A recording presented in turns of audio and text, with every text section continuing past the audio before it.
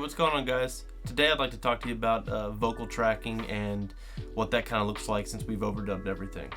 Alright, so at this point in the process, we've already tracked all of the instruments and the different elements of the song other than the lead vocal and the background vocals. So now at this point, what we're trying to do is get a great vocal take. So before we do the vocal tracking, some of the things that we want to make sure we already have taken care of is, like we said, everything's already tracked.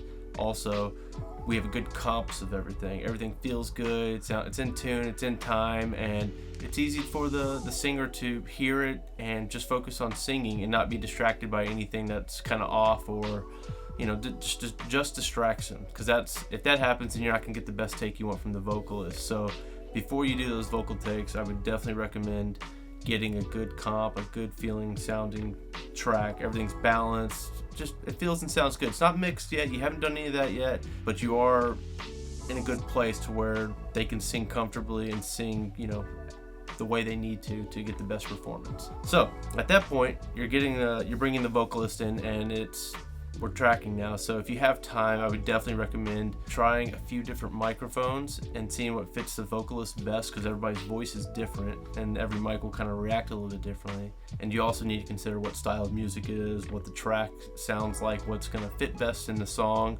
All of those things are pretty important to determine what you're going to do when you're tracking with them. So from an engineering standpoint, once you kind of get that figured out, you're going to roll with that microphone that you like best for the song, and then you can start tracking.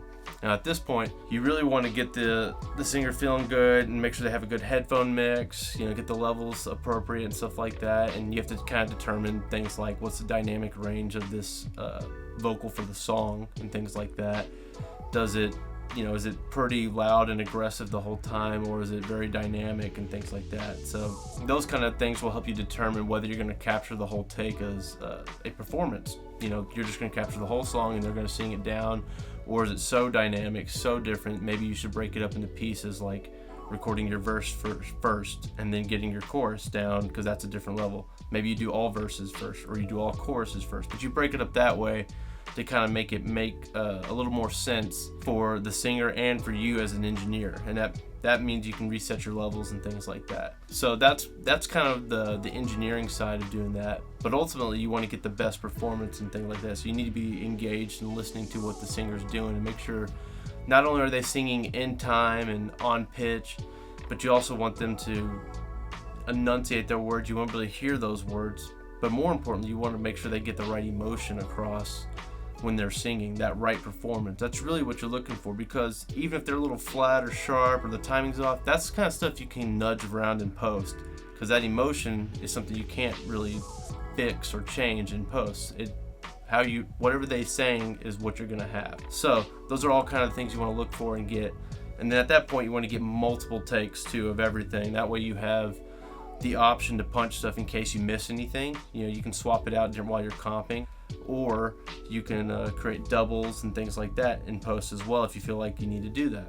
So multiple takes, you get the best performances you can, and that is going to be your foundation for a great vocal performance for the song.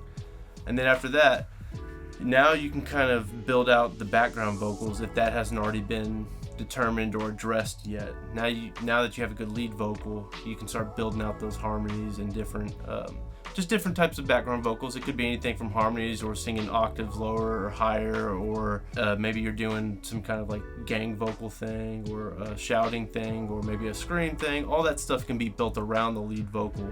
So I generally always start with the lead vocal first, get that kind of taken care of, and then start building around that. And seeing how it all kind of blends and fits together with what you already have down. So once you kind of do that, that's mainly it for vocals, is get the lead vocals down, comped, feeling good, timing, tuning, all that kind of stuff, the right emotion, and then add those background vocals as needed where you think you might need it. So harmonies, gang vocals, all that kind of stuff. And at that point, you pretty much have all of the elements of the song tracked, And the other thing I would say is just make sure you don't rush through the vocal part, because that is the main thing most listeners are listening to in the song. So make sure you get the right performance, you get the right take, you get the right sounds, All of those things are really important. So take your time with the vocal part, because I mean that's going to be the main thing that comes across as the song to most listeners. So it's really important to get that part right. And if you don't, you can always come back later and just recut stuff, redo things. It's not the end of the world.